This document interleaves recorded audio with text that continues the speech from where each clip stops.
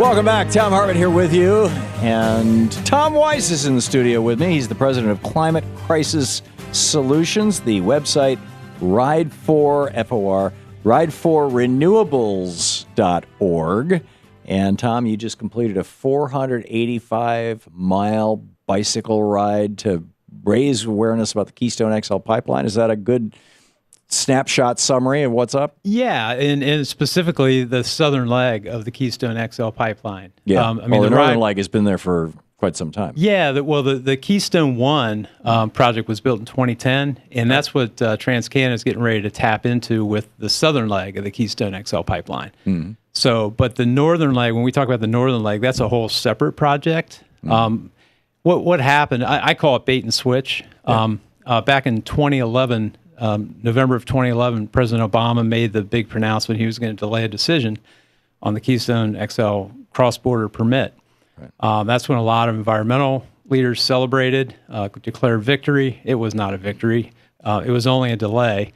But what he did, here's the bait and switch part. A few months later, President Obama flew down to Cushing, Oklahoma, the pipeline crossroads of the world, and he directed his administration to fast-track the construction of the southern leg, which is they're going to tap into the Keystone 1, which is built in 2010, and that gives him access. The southern leg is the one that goes down to the Koch brothers refinery in the Gulf Coast. Down the Gulf Coast, yes. Yeah. So, and that gives TransCanada access to the refineries and the ports, which is what they want more than anything. Right, because they want to get that they want to get that carbon out of this country and get it off to China and England and the northern parts of South America, Brazil, I guess. And exactly. Wherever else they can, after they've refined it. Exactly. They want to leave the poison here in the United States. Sure, and dump the poison along the way, because the first Keystone pipeline that I'm referring to, the Keystone 1, spilled 12 times in its first 12 months of operation. Wow. So we know this is coming. And, and we're just being treated as a sacrifice zone. And the northern leg, that has to be stopped too. But that has been what most of the environmental groups have been talking about, that cross-border permit. But while they've been talking about that, the southern leg is now 95% completed. So we've got Texas landowners like Michael Bishop and Julia Trigg Crawford who are still fighting down in Texas. I think it was Julia was on with Daryl Hannah on this program. I think you were, yes. Fighting that. Yeah. Daryl's been amazing. She has. She's really been working on this thing. We're talking with Tom Weis. He's the president of Climate Crisis Solutions, ride4renewables.org, and Climate Crisis Solutions has a website too, right? It does. I haven't focused much on it. That's my business arm, and I haven't been doing any business because I've been too busy fighting these pipelines. Yeah, there you go. So ride4renewables.org is the website, and check it out. And Tom, in Detroit and in Chicago, there are these huge piles of basically poison. It's like almost coal, but not quite. It still contains an enormous amount of carbon, but it can't be burned in the United States because it violates our Clean Air Act. How did these giant piles, and it's blowing over mostly poor minority neighborhoods, how did these giant piles of poison come to be in Detroit and Chicago and other places in the Midwest? Tell me the story of this. You're talking about the pet coke issue. I'm not well steeped in that. To be quite honest, my understanding is this is what's left over when you refine coal tar, this kind of stuff that we're bringing down from Canada. That the residual product that's left over is. Because it's basically bituminous coal, that's my understanding up there, as well. Yes, and they're functionally powdering it, mixing it with water and some basically a little bit of oil and pumping it down the pipeline. And so when they refine it, what's left over isn't just the normal refinery output, but it's this kind of fly ash stuff, and it's pretty amazing. Well, so, I just want to say that's just. I'm glad you raised it because that's another byproduct of this whole process. And the Gulf Coast is now going to be swimming in this stuff. Although, I guess, there are countries where it's legal to burn this stuff, like China. And so if they refine it down on the Gulf Coast, then they can get it out of the United States. But I'm sure they'll be barging it there. You bet. Overseas. But it's like we shouldn't be doing this. Yeah, tar sands should be stopped, period. I mean, we can't be mining tar sands. I mean, we need to be getting off of fossil fuels as quickly as possible. We need to transition like yesterday. Yeah. And so now there was a piece a week or so ago. We did a show on it here, where just the Koch brothers themselves might make as much as $100 billion from the Keystone pipeline. Yes. I mean, they're not even worth that much.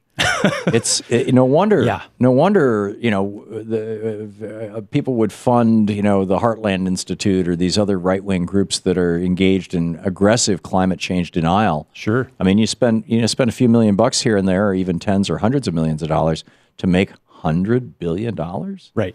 It's like, whoa. And this is one of their last stands. I mean, this is a very desperate act on the part of the fossil fuel industry, but it's a very profitable one, obviously, for them. Yeah. Yeah. So what can Americans do? Well, one thing is Americans can support our brave fellow Americans like Michael Bishop and Julia Trigg Crawford, two Texas landowners who are still duking it out with TransCanada and with the federal government down in Texas. So how? They can support their legal defense funds, and you can find them on the web Are there links easily enough. from your website for that? I'm going to put some up after this show so that people... So you can go to rideforrenewables.org. Yeah, starting tomorrow. I will have those on my website for both landowners. But they could support their lawsuits. I mean, that's probably the biggest thing at this juncture in terms of stopping the Southern leg. Calling your elected representatives might be a good idea. Well, that never hurts. Raise some political Tom. Right? It's just unfortunate how much oil money is saturating our pull together elected representatives. Rent a local hall or get the local school to give you the gymnasium for the night, and then invite your elected state senators, state representatives, your U.S. Congress person, whoever it may be. Invite them to show up, and if they don't show up, put a cardboard dummy of them and debate them. I love that idea. The empty chair, the cardboard dummy. Yeah, this is actually not my idea. This is Bernie Sanders' idea. Well, leave it to Bernie Sanders. He's like, somebody called up What a once guy. from some town in I think it was Oklahoma or something, someplace where they had some Republican right wing crazy who was the member of House of Representatives, and they said, I can't talk to this guy. I can't lobby him. He doesn't, he ignores my phone call. What do I do? And Bernie said, rent a hall, put out the notices that he's invited. Give him a formal invitation, and if he doesn't show up, debate a cardboard figure. I don't know that was Bernie's exact words, but something to that effect. It's great. It's like create a town hall. They will show up. More often than not, you'll shame them into it. Well, here's another thing people can do, Tom, is show up at the White House like we did yesterday. We had a small but incredibly committed band of climate justice leaders who were at the White House yesterday, and we held up a banner that had a big photo of Michael Bishop's property being destroyed by TransCanada, the Keystone XL pipeline down in Texas. Yeah. And the title was President Obama's tar sands pipeline, because he approved this, he owns it. Yeah. He owns it. Well, which means call the White House comment line. Yeah, absolutely. And he could stop this. I mean, if his administration can conjure up a way to start this pipeline, they can conjure up a way to stop it. Yeah. Although, it almost seems like the best thing to do right now is to really, really be pushing for a carbon tax. Because on the big picture, I think that's one of the most if you effective do that, things we can do. Then we're going to reach a point where they're going to start looking at other things to run through this pipeline. Then we're not maybe water or something. Pipeline, yes. Yeah. I agree, Tom. Carbon tax. Because there's a larger systemic issue here as well. Absolutely. Tom Weis, the website is rideforrenewables.org. Check it out. Tom, great work you're doing. Thanks for dropping by. Thanks for having me, Tom. Always great to be on your show. And it must be your heart must be in great shape. I feel 485 miles. I feel good. Everybody should get out there and do something for the environment. We'll be right back. And check out our video at lasthours.org, too. This is the Thom Hartmann Program. Once again, Tom's website, rideforrenewables.org.